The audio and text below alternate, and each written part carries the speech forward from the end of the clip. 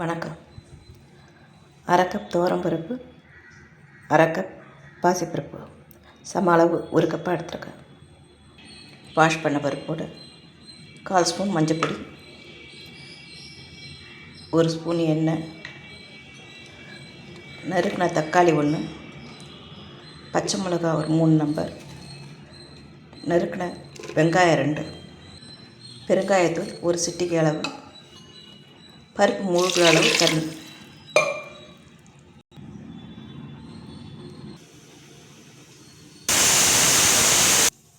ஆறு விசில் வச்சு இறக்கிருக்கேன்.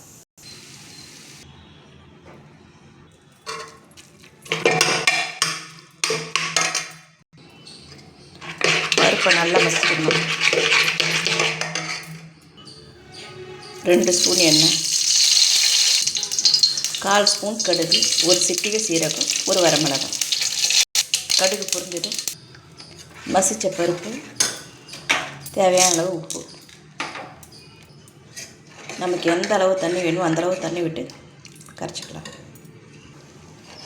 அடிப்பிடிக்கிற மாதிரி கலந்து விட்டு ஒரு கொதி வந்தோடனே இறக்கிடலாம்.